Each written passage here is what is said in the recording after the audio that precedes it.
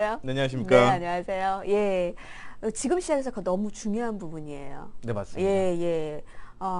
평가를 제대로 받지 못하는 아주 귀중한 종목들 지금 이 시간을 통해서 알아보고 있는데, 오늘 봐야 될 종목은 뭔가요? 오늘은 무림 PMP라는 종목에 대해서 좀 얘기를 해드릴까 하고 있는데요. 네. 이 산업 자체에 관심이 없어서. 그쵸? 예. 보통 그래서 많이 소외가 됐어요, 사실. 왜냐면 그 전에 또 네. 그 호재가 특히 있지는 않았거든요. 그러다 보니까 이제 이런 부분이 계속적으로 좀, 무림 PMP 혹은 이 음, 산업에 대한 영향을 계속 끼쳤다라고 좀 생각을 하시면 좋을 것 같은데요. 네. 어, 그렇다고 해서 그렇게 넘어가기는 이 종목이 좀 아쉽다라는 생각으로 가지고 오신 거죠? 그쵸. 네네. 왜냐면 배당주의 매력이 있어요. 아, 보통 이제 배당주 시즌이 계속적으로 있었잖아요. 네. 그런데 본격적으로 이제 한 열흘? 20일? 이 정도만 있으면 또 이제 배당에 대한 이슈가 나오는데 충분히 그 매력이 존재를 하고 네네네. 있기 때문에 오늘은 무림 PMP에 대한 얘기를 좀 해드리려고 합니다.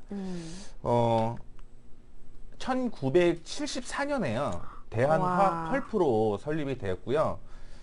제가 관심 있는 건 국내 유일 되게 좋아하거든요. 근데 국내 유일의 표백화학 펄프 제조업체입니다. 음, 그래서 이제 뭐 무림하면은 이제 무림 페이퍼부터 시작을 해서 몇 개의 계열사가 있는데 완전 자동화를 됐고 수직 계열화를 완성한 기업이 무림 PMP다라고 생각을 네네. 하시면 좋을 것 같습니다. 음, 그래서 전체적인 매출을 먼저 확인을 해보게 되면 제지 제품이 72% 정도 차지를 하고 있거든요. 근데 네네. 제지는 우리가 아시다시피 A4 용지라고 보시면 돼요.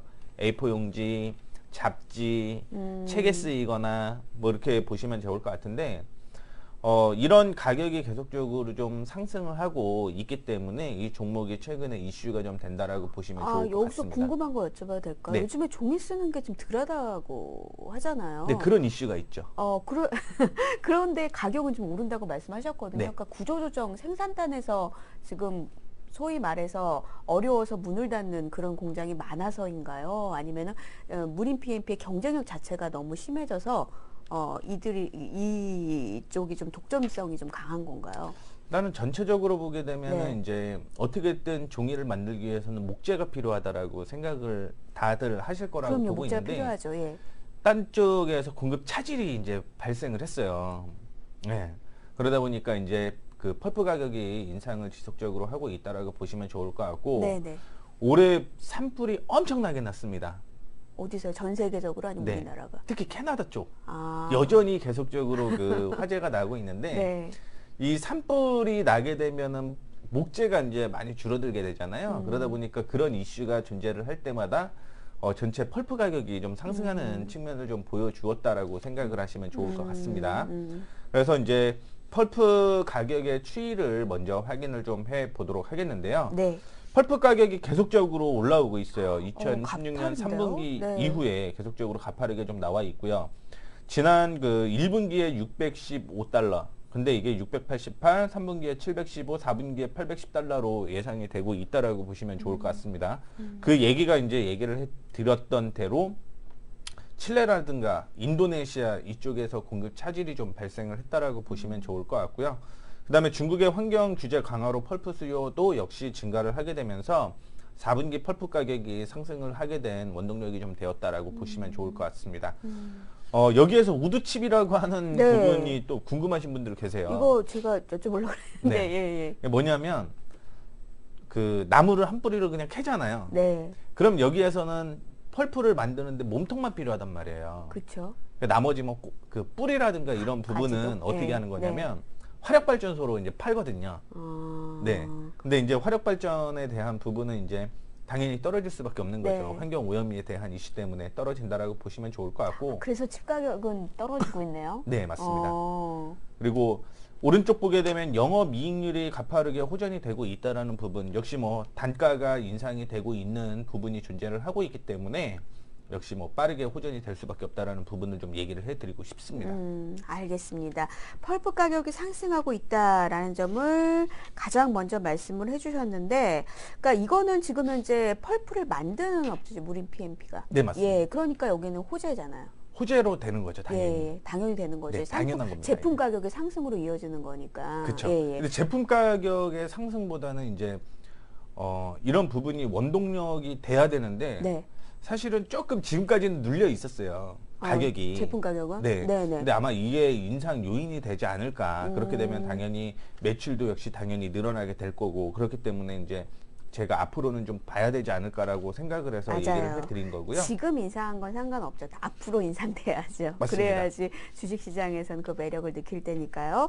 자, 그리고 배당주라던가 사실 이런 굉장히 오래된 기업들은 꾸준하게 이익을 냈기 때문에 지금까지 지속 경영이 가능한 거였잖아요. 그렇죠. 그런 안정적인 지표 면에서는 좀 굉장히 좋은 점수를 받을 것 같거든요. 어떠세요? 예. 오래된 기업이라고 해서 이제 뭐 꾸준하게 매출이 아니라 네. 정확히 뭐냐면 네. 업종마다 특성이 있어요. 네. 뭐 삼성전자의 경우는 안정적인 종목이냐 성장적인 종목이냐라고 생각을 했을 때 여전히 성장성을 부각을 하고 있거든요. 그렇죠. 네. 그런데 이제 무림 PMP의 경우는 안정주로서의 역할을 한다라는 거죠. 그렇다라고 한다면 지금까지 해서 뭐 자기 자본이라든가 자기 자본을 투입을 해서 얼마를 회수를 했는지에 대한 여부가 굉장히 좀 중요하다라고 생각을 하시면 좋을 것 같은데요. ROE를 대표적으로 좀 생각을 하시면 좋을 것 같아요. 네. ROE 같은 경우는 2016년에 저점을 기록한 후 급격하게 올라가려는 모습을 좀 보여주고 있고요.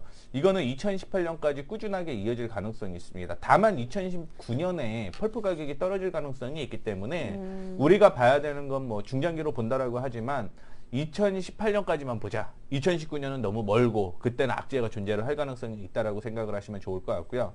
그 다음에 투하 대비해서 자본을 투하해서 얼마나 남느냐 이런 부분을 좀 확인을 했을 때 회수율이겠죠, 당연히. 네. 이런 부분도 역시 2016년을 기점으로 주가가 지속적으로 회수가 되고 있다라는 거, 높아지고 있다라는 걸 좀 기울기가 확인해 상당히 보시면 좋을 것 같아요. 가파르다는 거는 이건 좋다는 거니까. 그쵸. 그렇네요. 예. 2017년 좋았네요. 예, 예. 네. 그리고 순차입 규모의 경우는 이제 이게 많이 되게 되면 당연히 돈이 많이 나가겠죠. 네. 많이 나갈 가능성이 있는데 순차입금이 계속적으로 줄어든다라는 건 그만큼 안정적인 구조를 가지고 간다라고 생각을 하시면 좋을 것 같습니다. 다만 이제 왜 순차입금 규모가 중요하다라고 얘기를 하는 거냐면요. 네. 성장성의 경우에는 이제 순차입금이 많아야 돼요. 왜 많다라고 얘기를 하냐면 돈을 빌려갖고 기술 개발을 계속 해야 되기 때문에 그만큼 투자 비용이 계속적으로 늘어납니다. 근데 이게 이제 벌어들이는 것으로 해결을 하면 되는데 사실 그런 기업은 많지 않다라는 거죠. 그렇죠. 뭐 삼성전자나 될까. 그렇죠. 그러다 보니까 이제 순차입금 규모는 커야 되는데 안정적인 회사의 같은 경우는 순차입금 규모가 줄어들수록 더 탄탄한 모습을 좀 보여준다라는 걸 좀 얘기를 해드리고 싶습니다. 알겠습니다. 뭐 지금 성장성에 대한 이야기를 하는 건 아니니까 차입금 맞습니다. 규모가 줄어들고 있다는 거는 좋은 요소네요. 지금 이 좋은 요소 상황에서. 중에 하나죠. 그렇죠. 네. 예. 무림 PMP는 지금 배당과 관련된 이야기를 하고 있기 때문에 이제 이와 관련된 장점을 지금 계속 찾아주고 계시거든요. 그렇게 되면은 배당을 하려면 좀 돈이 좀 있어야 되니까 맞습니다. 내 주머니에 들어있는 현금이 있어야 되니까 이런 흐름표도 좀 봐야 될 것 네. 같은데 괜찮겠죠? 예. 역시 괜찮으니까 제가 또 가지고 나와봤는데 네. 사실 2017년 같은 경우는 영업 활동으로 인한 현금 흐름이 좀 좋지는 않았어요. 작년에 대비해서. 그런데 이제 투자가 이어지고 있고 재무 활동이 줄어들게 되면서 뭐 작년에 비해서는 이제 뭐 전체적으로 보게 되면은 돈이 빠져나가는 게 이제 좀 줄어들었다라고 생각을 하시면 좋을 것 같습니다. 안정주의 경우는 현금 흐름표가 굉장히 중요하다라고 보시면 좋을 것 같아요. 뭐 안정주뿐만이 아니라 모든 기업들은 현금 흐름표가 중요하다라고 보시면 좋을 것 같은데 네. 이 얘기가 왜 언제부터 크게 이슈가 됐냐면 사실은 1998년이다라고 보시면 돼요. 왜냐면은 부채는 굉장히 많은데 그거를 갚아야 될 돈이 지금 현재 없다. 벌어들이는 것도 많지만 그게 흑자 도산이라고 얘기를 하잖아요. 네. 그런 만큼 이제 영업 활동에 대한 부분이 굉장히 좀 중요하다라고 보시면 좋을 것 같은데 사실은 올해까지는 좋지는 않은 거예요. 왜 그러냐면 보통 영업 활동으로 인한 현금 흐름은 플러스가 좋은 거고요. 네. 투자라든가 재무의 경우는 둘 다 마이너스가 좋은 겁니다. 근데 2015년의 경우는 상당히 좀 좋다라고 얘기를 해드릴 수가 있는 거예요. 그 얘기가 뭐냐면 보통 영업 활동으로 인한 현금 흐름을 가지고 투자를 하고 재무 활동으로 인해 배당을 이렇게 그렇죠. 줬음에도 그렇죠. 불구하고 예. 돈이 남으면은 되게 좋은 건데 네. 2016년과 2017년의 경우는 그렇진 않았거든요. 근데 2018년의 경우는 당연히 이제 펄프 가격 인상으로 해서 영업 활동으로 인한 현금 흐름이 늘어날 거고요. 투자 활동이 수적 계열화가 완벽하게 좀 이루어졌기 때문에 투자에 대한 부분도 어느 정도는 좀 줄어든다라고 보시면 좋을 것 같고, 재무도 역시 떨어지게 되면서 86억 원, 860억에서 뭐 이제 53억 정도를 다 뺀다라고 하더라도 당연히 영업이익이 증가를 한다라는 네, 거죠. 네. 그런 측면으로 봤을 때 당연히 현금 흐름에서는 이제 현금을 좀 많이 보유할 수 있는 측면이 좀 여건이 되었다라고 생각을 하시면 좋을 것 같습니다. 뭐 그림을 보면은 투자의 어떤 흐름도 어느 정도 마무리가 되고 있는 것 같고, 네, 아까 맞습니다. 말씀하신 대로. 그리고 물론 재무활동, 영업 돈을 많이 벌어들이니까 이게 지금 재무활동의 어떤 현금 흐름도 괜찮아진다고 할 수 있겠지만, 그쵸. 차입금이 감소가 되는 걸 보면 이자로 나가는 것도 별로 없어지면서 이런 흐름도 나오지 않을까 싶기도 한데, 하여튼 다양한 면모로 좀 좋다는 얘기네요. 그렇죠. 그죠? 재무 활동으로 네. 봤을 때는 두 가지 이슈가 있는 거거든요. 말씀하셨던 순차입금점이 어느 정도 좀 줄어드는지, 그러니까 빌려갖고 그거에 대한 이자 비용이라고 좀 생각을 하시면 될 것 같고요. 두 번째는 배당이라고 생각을 하시면 돼요. 그렇군요. 근데 예. 배당도 순차입금이 줄어드는데 불구하고 이 배당이 좀 더 나갈 수 있다라는 측면을 좀 볼 수가 있을 것 같습니다. 네. 대주주 지분이 큰가 갑자기 그런 생각이 드는데요. 예. 대주주 지분은 한 50% 정도로 제가 알고 맞네요. 있어요. 네, 네. 자, 계속해서 이야기를 좀 나눠보도록 하죠. 그러니까 그럼 무림 PMP의 기업 가치는 좀 어느 정도인지 한번 보도록 하겠습니다. 네. 그러니까 펀더멘탈을 확인해 보게 되면 2012년에 주당 468원 벌었어요. 468원 벌고 2013년에 484원 벌었습니다. 그러니까 2013년에 주가가 좋아야 되는 거죠. 네. 당연히 좋아야 될 수밖에 없다라는 얘기를 좀 해드리고 싶은 거고요. 네. 그 다음에 2014년과 2016년에는 적자 기록했습니다. 2015년에는 흑자 전환됐지만 바로 적자되는 모습을 보여줬는데, 중요한 건 2017년에 529원 벌어요. 예상으로 보면. 그러면 과거에 대비해서 2012년보다는 주가상으로 보게 되면 더 높아야 된다라는 거죠. 그리고 내년에도 역시 당기순이익은 더 좋아질 거라는 거죠. 그리고 특히 4분기 실적이 좋아지는 게 제가 지난주에서도 와서 말씀을 드렸지만 네. 그렇게 많지가 않아요. 특히 3천억. 근데 지금 무림 PMP는 2,800억 정도 시가총액 되거든요. 네, 네, 그러니까 네, 근접하다라고 좀 얘기를 해드리고 싶은 거고요. BPS 경우는 좀 떨어지다가 올해부터 다시 한번 반등이 나와주는 그런 모습을 보여주고 있습니다. 그러니까 한 주당 이 회사가 망했을 때 그럴 일은 없겠지만요. 네. 8,948원 번다라는 거죠. 그러다 보니까 지금 현저하게 저평가다 이런 부분으로만 볼 수가 있는데, 이게 그 PBR이 1배 이하라고 해서 무조건 좋냐, 그건 또 아니라는 거죠. 최고치를 보니까 딱 PBR 1 정도의 수준이었던 것 같은데요. 지금 보니까. 예. 한 0.87? 이 정도로 그 좀 정도? 생각을 하시면 예, 돼요. 예, 예. 근데 이제 중요한 건 뭐냐면 위 회사가 망할 일도 없고, 그 다음에 네.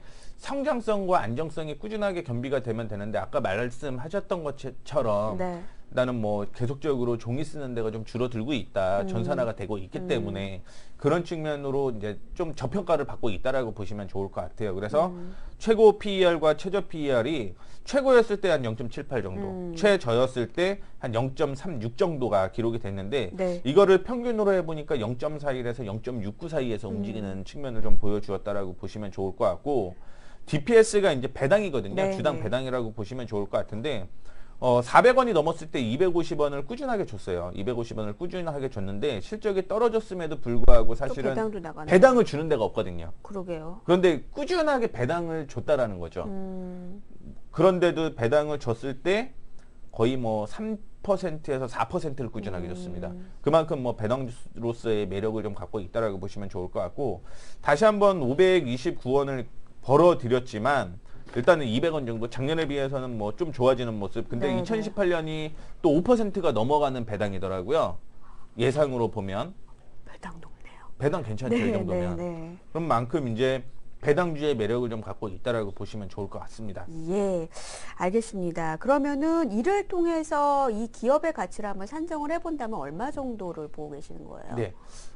평균 최저 PBR이 0.41, 그 다음에 평균 최고 PER이 0.69였는데, 네. 그 가격을 이제 확인을 해보면은 3,870원 이하에서는 굉장히 좀 좋은 가격, 그 다음에 목표가는 6,470원으로 좀 정해져 있다라는 거를 좀 얘기를 해드리고 싶습니다.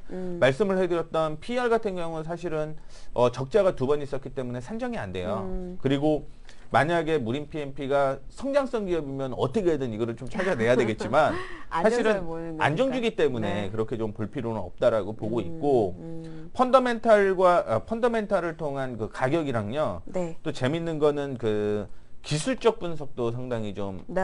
중요하잖아요. 그래서 그러니까 지금 보시면 그 2013년의 고점 부분이에요. 이렇게 지금 펀더멘탈로 지금 산정을 하셨는데 가격대가 맞습니다. 예. 그 정도는 그러니까 2018년은 이보다 더 실적이 더 잘 나올 거라고 보고 계시는 만큼 요 정도까지는 좀 보고 있다는 게 그냥 계산을 해도 나오는 것 같고 대충 계산하면 답 나오잖아요. 기술적으로는 좀 어떻게 보세요? 네. 거의 비슷한가요? 어떤가요? 거의 비슷해요. 어, 2013년에 그 실적이 좀 괜찮았고요. 네. 2012년도 물론 괜찮았습니다. 네. 그러다 보니까 이제 주가가 보통 그때도 6,000원을 좀 넘어가는 모습이었고요. 2013년도 실적 괜찮았어요. 네, 한 네. 400원 정도를 벌었기 때문에 그때도 역시 한 6,500원 이상 올라갔고요. 2015년에 흑자전환 되는 모습이었거든요. 그러다 보니까 거기까지 올라왔는데 2016년과 2014년이 적자였습니다. 네. 그럼 무슨 얘기냐면 적자였기 때문에 떨어지는 거 당연했다라는 거죠. 그리고 올해 내년이 2015년, 13년, 12년보다 더 좋은데도 불구하고 주가가 아직 안 올라가 있다라는 거죠. 네. 그래서 이거는 크게 보게 되면은 그냥 6,500원부터 시작을 해서 3,800원 부근에서 사이에서 움직이는 거예요. 근데 지금 뭐 바닥 부근이고 이제부터 매수를 한다라고 하더라도 6,500원까지는 충분히 올라갈 가능성이 존재를 한다라는 부분을 좀 네. 얘기를 해드리고 싶습니다. 네, 정확하게 실적과 연동을 해요. 네, 실적과 연동을 해요. 해서 이 같은 움직임이 나오고 있고 그렇게 본다면 2018년이 예상대로의 실적이 나온다면은 지금은 틀림없는 바닥권이에요. 사실은 2017년 적용이 정확하게 좀 된다라고 하더라도 올라가야 되는 거거든요. 네. 그런데 아직 못 올라갔다라는 게 뭐 배당주의 매력도 있기 때문에 무림 PMP에 대해서 좀 관심을 가져보셔도 되지 않을까 그렇게 생각하고 있습니다. 예, 알겠습니다. 우리 시청자님 한 분이 맨 처음에는 종목을 볼 때는 교수님의 종목 이렇게 제시하는 종목이 황당했대요. 아니 왜요? 왜 이런 종목을 보지 했는데 보다 보면 나중에는 틀림없이 가더라. 그래서 관심 종목으로 항상 포함을 시켜놓는다. 아, 감사합니다. 결론은 그거예요. 그렇게 하려고 제가 몇 네. 시간씩 고민을 그러게요. 해서 예, 일주일 네. 동안 이 종목을 고르시느라 굉장히 많이 애를 쓰고 계신데 무림 PMP는 지금 상당히 저평가 영역에 있는 것은 맞다라는 거 다시 한번 확인을 해주셨고요. 배당의 매력도 가지고 있는 종목으로 제시를 했습니다. 자, 저평가주를 찾는 시간이었습니다. 유효성 교수와 함께 해봤습니다. 잘 들었습니다. 네, 감사합니다. 감사합니다.